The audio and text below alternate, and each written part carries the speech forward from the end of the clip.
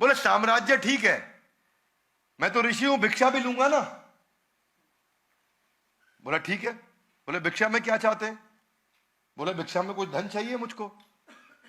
बोले देता हूं। कहां से दोगे? जब पूरा साम्राज्य, पूरी ट्रेजरी, पूरी मैन पावर, पूरा मैनेजमेंट, पूरा महल, पूरी प्रॉपर्टी सब मेरे नाम हो ही चुकी है, तो तुम कहां से दोगे? अब बोले कोई बात नहीं, रुकिए, मेरी पत्नी और मेरा बेटा मेरा है। उन्होंने अपने बेटे को एक दूसरे राजा के यहां बेच दिया, अपनी पत्नी को एक ब्राह्मण के यहां बेच दिया, और खुद को शमशान घाट के चंडाल के पास जाके बेच दिया। और बेचने के बाद जो एक मुश्त रकम मिली, अब कभी तनख्वाह नहीं मिल सकती, बेच दिया अपने आप को, पर जो रकम मिली वो जाके ऋषि विश्वामित्र को दी, वो बहुत खुश हुए। राजा हरिश्चंद्र चले गए।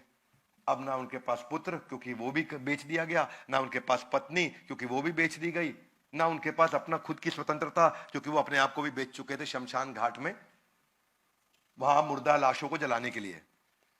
और उनकी वहां सेवा क्या लगा दी गई कि जो भी मुर्दा लाश आएगी उसका तुम अंतिम संस्कार करोगे और तुम्हारे को एक सिक्का दिया जाएगा जिसको तुम हमारे को जमा करोगे। बोला मुझे क्या, मैं तुम्हें कुछ नहीं मिलेगा, तुम अपने आप को हमें बेच चुके हो।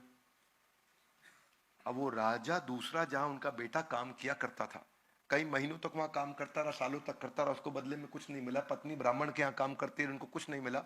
लेकिन राजा के यहाँ पे काम करते करते हरिश्चंद्र के बेटे को सांप ने काट लिया। सांप ने काट लिया, कोई इलाज कराने वाला नहीं, जहर के कारण उसकी मृत्यु हो गई। मां आई भागते हुए, देखा कि बच्चा मेरा मर गया, तो शमशान घाट ले गई। वहीं चांडाल के यहां जहां हरिश्चंद्र थे, उन्होंने कहा कि तुम्हारे पुत्र की मृत्यु हो गई, इसका अंतिम संस्कार करना है। राजा हरिश्चंद्र, जो अब वहां हरिश्चंद्र थे, राजा नहीं थे, बोले एक सिक्का तुमको देना पड़ेगा। बोली आपको तो पता है मेरे पास धन नहीं है, मुझे आप बेच चुके हो, लेकिन अब मैं पिता नहीं हूं यहाँ पे और तुम्हारा पति नहीं हूं, अब मैं यहाँ पे इनका बंधुआ मजदूर हूं, अगर तुम एक सिक्का नहीं दोगे तो अपने बेटे की मैं लाश को जला नहीं सकता। दोनों पत्नी भी और पति भी रोने लगे। और उसी के बाद तब भगवान को उन पर दया आई, उन्होंने आकर के वापस दर्शन दिए, पुत्र को जिंदा किया, राजमहल उनको वापस दिया। राजा हरिश्चंद्र एकदम फियरलेस थे, और इतना फियरलेस थे, इतना अनअफेक्टेड थे, इतना पीसफुल थे, इतना कंसिस्टेंट एक्शन था कि आज सैकड़ों हजारों साल के बाद भी महाराज हरिश्चंद्र के हम सब के सब इतने उत्साह से याद करते हैं। रियलिटी आप नहीं बदल सकते, केवल मेंटालिटी बदल सकते हैं। कंडीशन आप नहीं बदल सकते, आप केवल क्या बदल सकते हैं? एक्शन बदल सकते हैं। प्रवीण तांबे की कहानी आप जानते हैं ना? 20 साल तक क्रिकेट नहीं खेल पाया वो, 20 साल तक, 1995 से 2014-13 तक।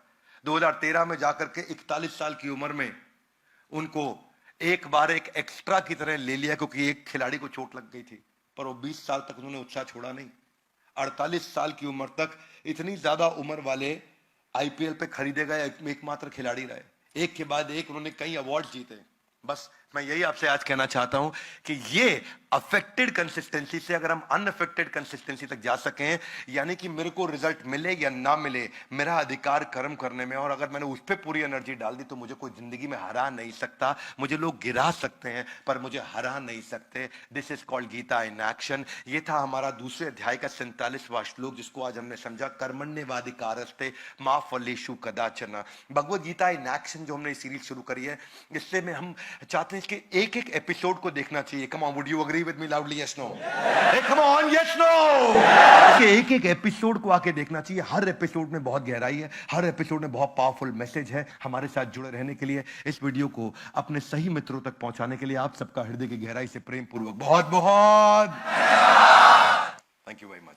राजा हरिश्चंद्र एक ऐसे महान राजा थे,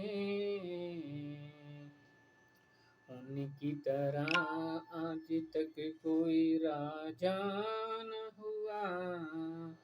कितना हुए राजे, लेकिन हरिश्चंद्र की तरह राजा न हुआ।